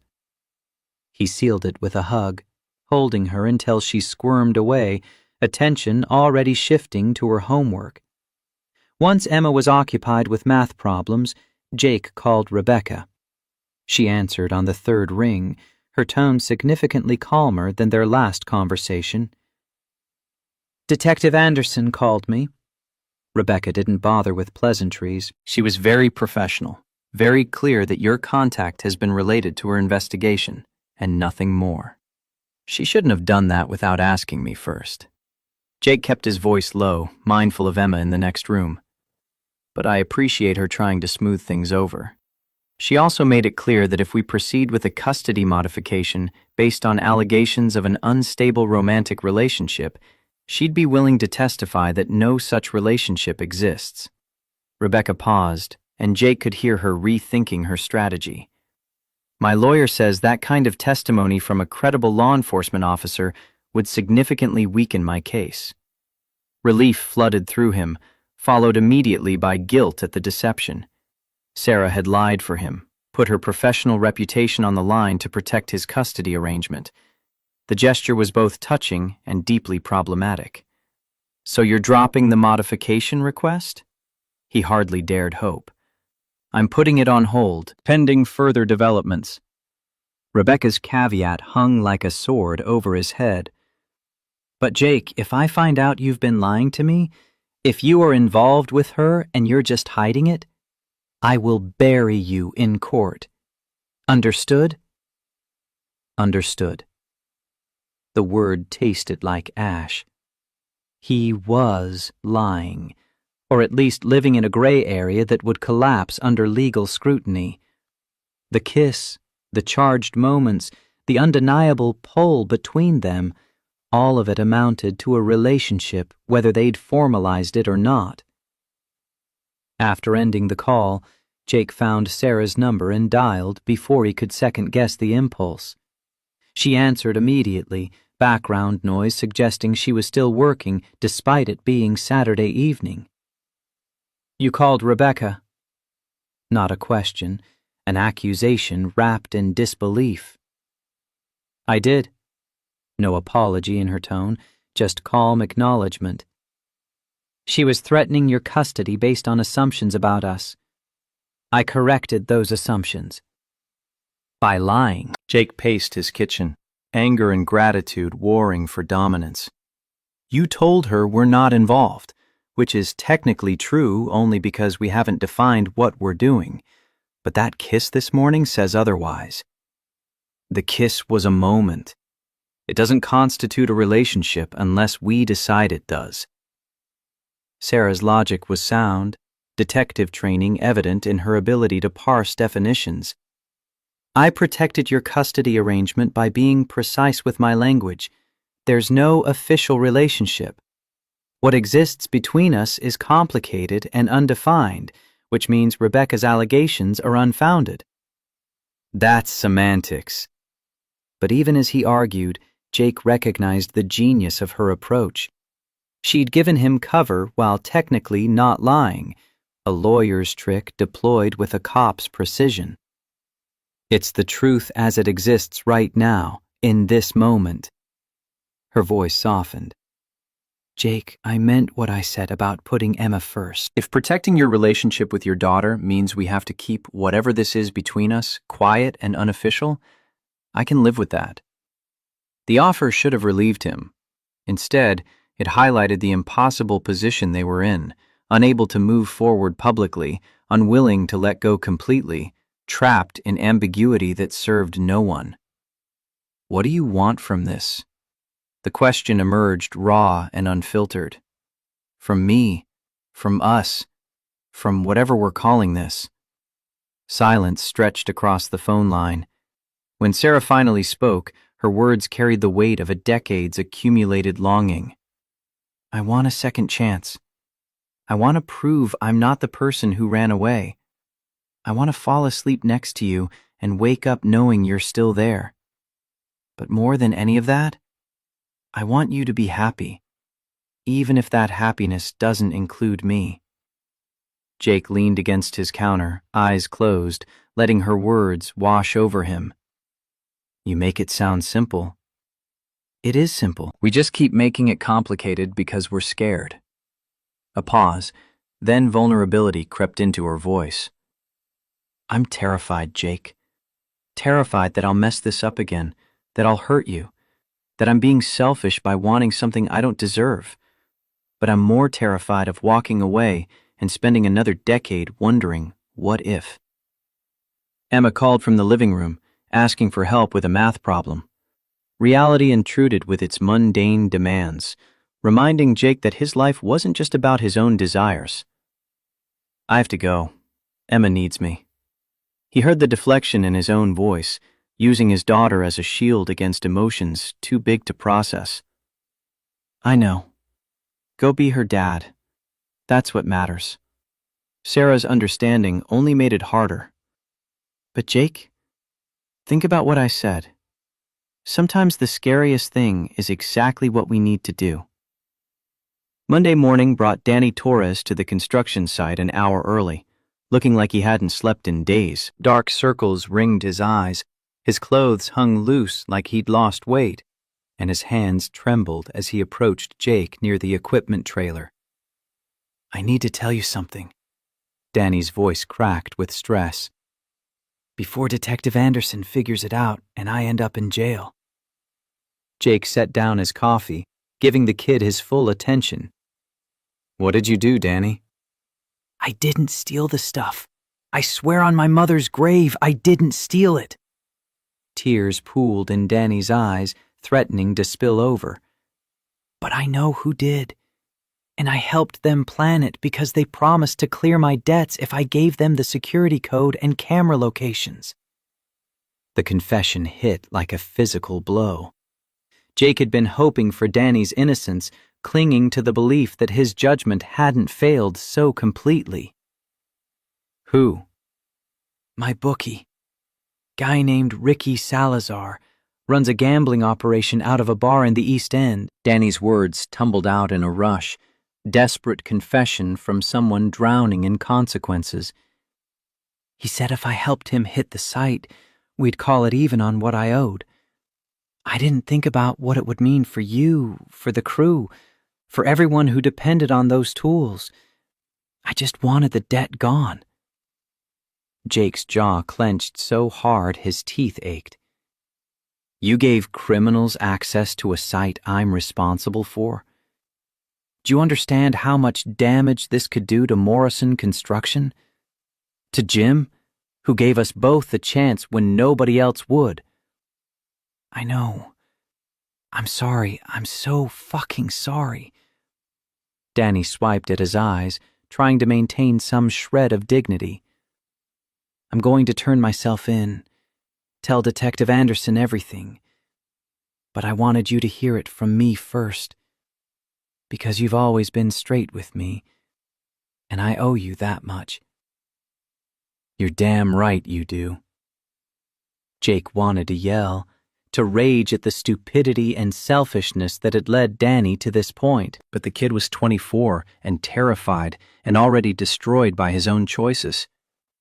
Anger wouldn't fix anything. Here's what's going to happen. You're going to call Detective Anderson right now, tell her everything you just told me. Then you're going to cooperate fully with her investigation, help her build a case against Salazar, and hope to God the DA offers you a deal for your cooperation. And my job? Danny asked, already knowing the answer. Gone. Today. You betrayed everyone here. Jake felt each word like pulling teeth, hating the necessity of it. I'll write you a reference for your work quality. Nothing about this incident. But I can't keep you on the crew. The guys would never accept it. Danny nodded, defeated. Can I use your phone? Mine's about to get shut off because I couldn't pay the bill. Jake handed over his cell, watching as Danny made the call that would likely send him to jail as an accessory to theft. Sarah answered professionally, her tone shifting when Danny identified himself and started confessing. She instructed him to stay put. She'd be there within 20 minutes to take his formal statement. The wait was excruciating. Danny sat on the ground near the trailer, head in his hands, occasionally shaking with silent sobs. Jake busied himself with work he didn't need to do, checking inventory that had already been counted, organizing tools that were already organized. When Sarah's sedan pulled up, relief and dread twisted together in his gut. She emerged in full detective mode, badge, gun, notepad, recording device. This wasn't the woman who'd kissed him or called his ex-wife on his behalf. This was Detective Anderson, here to do a job regardless of personal complications. Mr. Torres, Mr. Mitchell. She acknowledged them both with professional courtesy. Mr. Torres, you indicated you have information regarding the theft on this property. I'm prepared to take your statement. Please be aware that anything you say can be used against you in court. Danny nodded, wiping his face with his sleeve. I understand. I want to tell you everything. Sarah led him to her car, conducting the interview in her front seat with the recorder running and Jake standing close enough to hear through the open door. Danny's confession was thorough. Dates, times, how he'd provided security information to Salazar, where the stolen materials had been taken, even details about the gambling operation that had gotten him into this mess. Throughout it all, Sarah maintained perfect professionalism. She asked clarifying questions, made notes, showed no reaction to the information beyond what was necessary for the investigation. Only once did her mask slip, a brief glance at Jake when Danny mentioned the debts totaled nearly $20,000, nearly double what Jake had been told.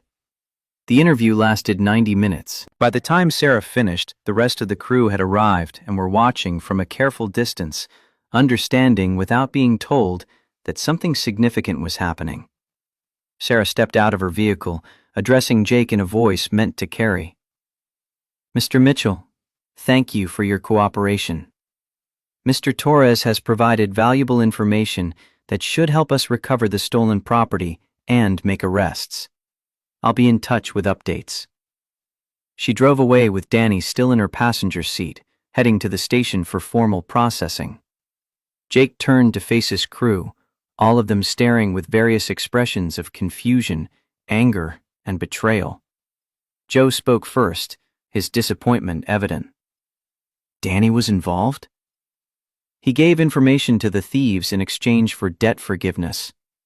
Jake kept his explanation brief, factual. He's cooperating with the investigation. I've terminated his employment, effective immediately. Marcus spat into the dirt, knew that kid was trouble from day one. Enough! Jake's voice cracked like a whip, silencing further commentary. Danny made terrible choices, and he's paying for them. We move forward from here. I'll need someone to take over his sections. Joe, can you reassign his work? The crew dispersed to their tasks, the incident providing fodder for gossip that would last weeks. Jake retreated to the trailer, needing a moment alone to process the morning's revelations. His phone rang. Sarah, calling from her office number rather than her cell. Salazar has a record, multiple theft charges, assault, running an illegal gambling operation. She dispensed information in clipped professional tones, but underneath, Jake heard exhaustion. Danny's cooperation is going to be crucial for building a case. The DA's office is already talking about a plea deal, reduced charges in exchange for testimony. Will he do jail time? Jake found himself hoping the answer was no, despite everything. Probably probation and community service, given his cooperation and clean record prior to this. Papers rustled in the background. Jake, I'm sorry. I know you vouched for him, saw potential. This has to hurt. I keep thinking I should have seen the signs. The nervousness, the money problems, all of it was right there, and I just didn't want to believe someone I trusted could betray us. He sank into the trailer's worn office chair, suddenly exhausted. Makes me question my judgment about a lot of things. Your judgment is fine. You saw someone struggling and tried to help. That's not weakness, it's compassion. Her voice softened, detective mode giving way to something more personal. The world needs more people who believe in second chances, even when they get burned sometimes. Is that what we're doing? Second chances? The question carried double meaning, referring to both Danny and themselves. Sarah hesitated, clearly aware they were crossing from professional to personal territory on a work call. I'd like to think so, but that's a conversation for another time, another place. Agreed. Jake glanced out the trailer window at his crew, all of them pointedly not looking his direction while obviously talking about him. I need to get back to work. Keep me posted on the investigation? Always. A pause, then she added quietly, Take care of yourself, Jake. The line went dead. Jake sat in the silence of the trailer, surrounded by blueprints and invoices and all the mundane paperwork of running a construction site, feeling like his personal life was spiraling beyond his control. That evening, Emma's school called. She'd gotten into a fight during recess, pushed another student who'd been teasing her about having divorced parents. The principal's voice on the phone carried disappointment and concern in equal measure. Jake arrived to find Emma sitting in the office, tear-stained and defiant. The other child, a boy named Trevor with a bloody nose, glared from across the room while his mother berated the principal about violence and proper supervision.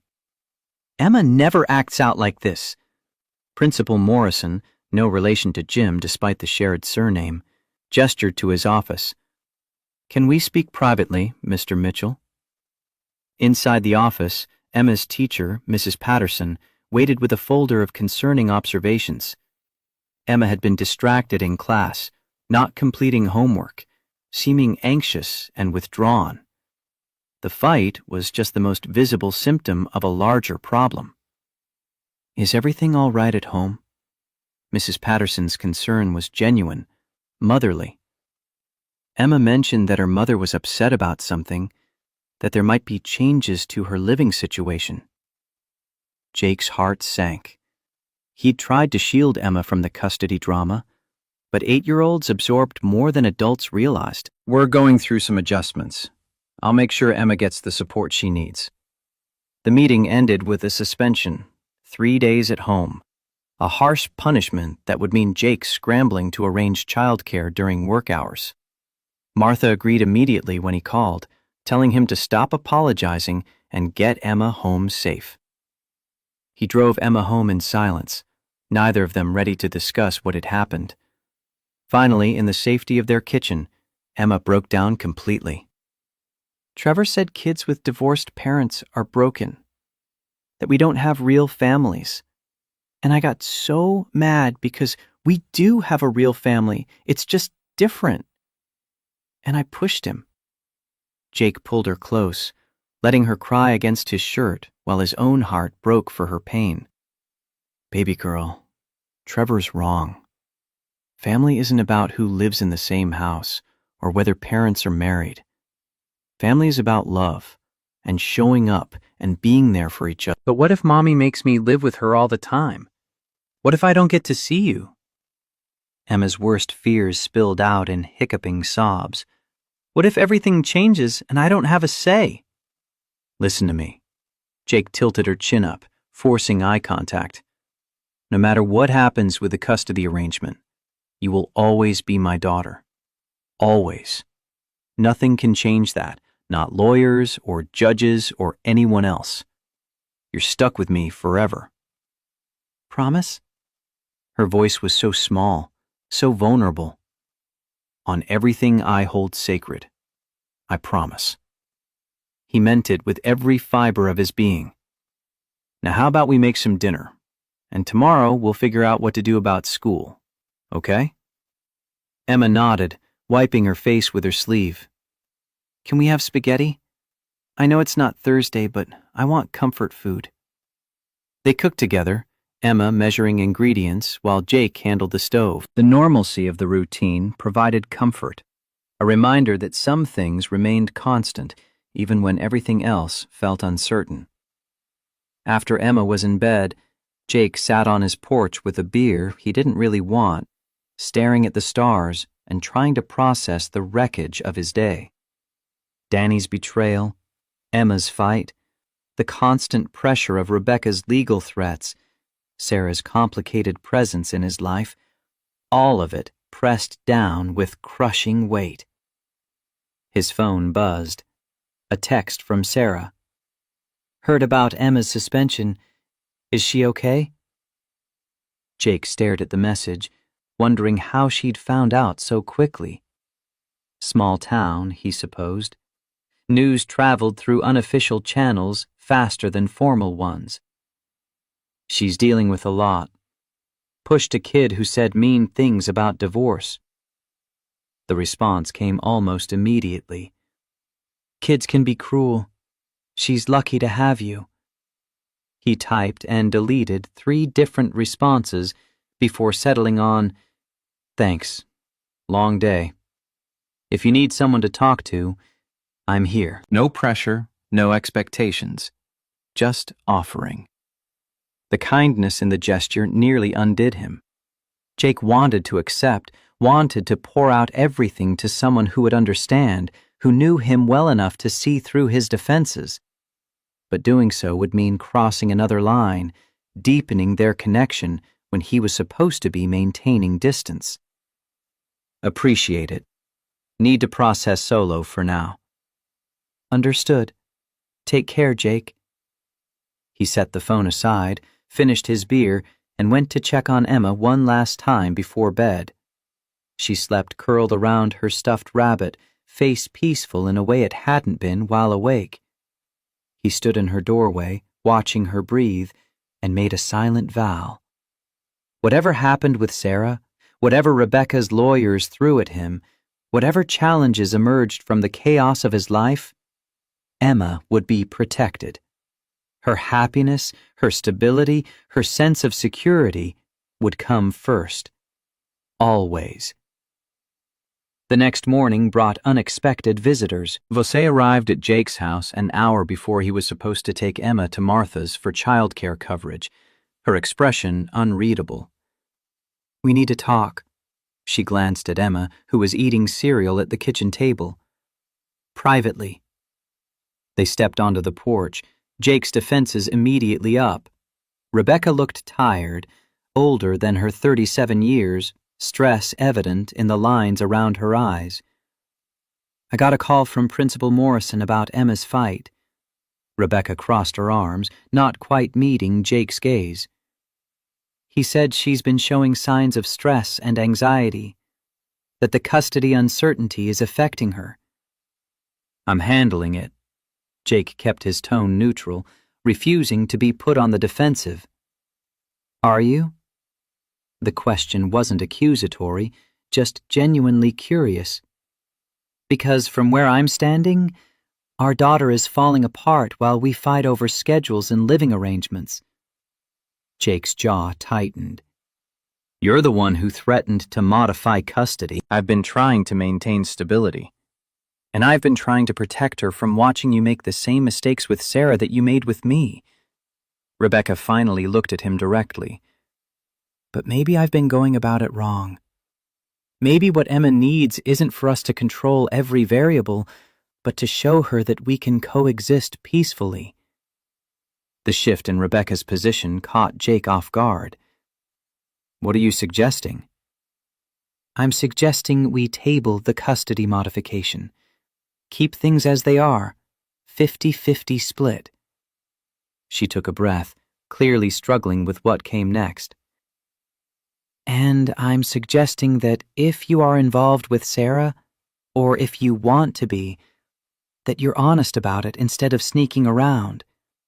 Because kids always know when adults are lying, and the secrets are worse than the truth." "I'm not involved with Sarah." The denial came automatically, habit more than conviction. Rebecca's smile was sad, knowing. "You're a terrible liar, Jake. You always have been." "I could see it in your eyes every time you told me you loved me. The part of you that was holding back, wishing I was someone else." The accusation, delivered without malice, still stung. "I never wanted to hurt you." "I know. And that's almost worse because it means you hurt both of us by trying to be someone you're not." She moved toward her car, done with the conversation. "I'm dropping the modification. Emma stays with you on your weeks, with me on mine, and we both commit to being civil and cooperative. Deal?" "Deal." Relief and confusion warred in Jake's chest. "Rebecca, why the change?" "Because I talked to my therapist, who pointed out that trying to control your romantic life was really about my own insecurity and fear of being replaced in Emma's affections." Rebecca opened her car door, paused. "And because Emma drew a picture at my house, of her family. It included you, me, her, and a woman with a police badge. She's already accepted Sarah as part of her world. Fighting that would only hurt her." She drove away before Jake could respond, leaving him standing on his porch trying to process the conversation. Inside, Emma had finished her cereal and was watching cartoons, oblivious to the seismic shift that had just occurred in the adults' relationship. Jake pulled out his phone, stared at Sarah's contact information, and made a decision. He couldn't keep living in this limbo, pretending his feelings didn't exist while they colored every interaction. Something had to change. He called. She answered on the second ring. "Can you come over tonight? After Emma's asleep?" His heart pounded. Commitment terrifying and necessary. "We need to talk. Really talk. About what we're doing and what we want and whether any of this is even possible." Silence. Then Sarah's voice, careful and hopeful. "I'll be there at 9. At 8:30, Martha arrived to watch Emma while she slept, giving Jake a knowing look. "Don't screw this up, Jacob. Second chances don't come along every day. No pressure or anything." But he smiled, grateful for his mother's blunt wisdom. Sarah arrived exactly at 9, dressed casually in jeans and a sweater, hair loose around her shoulders. She looked nervous, vulnerable in a way he rarely saw. The confident detective replaced by the woman he'd fallen in love with a decade ago. They sat on his porch, the night cool and clear, stars visible despite the ambient light from town. For a long moment, neither spoke, the weight of everything unsaid filling the space between them. Finally, Jake broke the silence. "Rebecca dropped the custody modification. She essentially gave us her blessing to figure out what we're doing, as long as we're honest with Emma." Sarah's eyes widened. "That's unexpected." "Yeah." He turned to face her fully, needing her to see his sincerity. "Which means the excuses are gone. The reasons we've been using to keep distance, to avoid defining this, they don't apply anymore."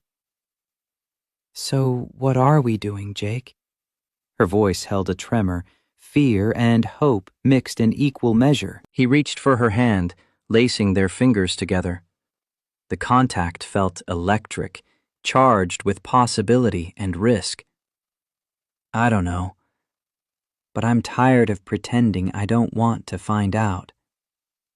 Sarah moved closer, close enough that he could feel her warmth, smell her perfume, see the pulse jumping in her throat.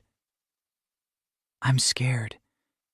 Of hurting you again, of not being enough, of all the ways this could go wrong." "Me too." The admission felt like stepping off a cliff. "But I'm more scared of spending another decade wondering what if. Of being safe and alone instead of risking everything for something real." She kissed him then, slow and deep, a kiss that felt like a promise and a prayer wrapped together. When they broke apart, foreheads pressed together, both trembling, she whispered against his lips, "Then let's be scared together. Let's take the risk and see where it leads." Jake pulled her close, holding tight like she might disappear if he let go. "No more running?" "No more running." Sarah's arms wrapped around him, anchoring them both. "I'm here. For real this time. For as long as you'll have me." They sat intertwined under the stars, two people who'd found each other twice, hoping desperately that this time would be different, that growth and time and hard-won wisdom would be enough to build something lasting from the wreckage of their past. They sat intertwined under the stars, two people who'd found each other twice, refusing to waste another moment on fear. Sarah's hand found his, fingers lacing together with the certainty of a promise finally kept. "No more running," she whispered. "No more running," Jake echoed and believed it.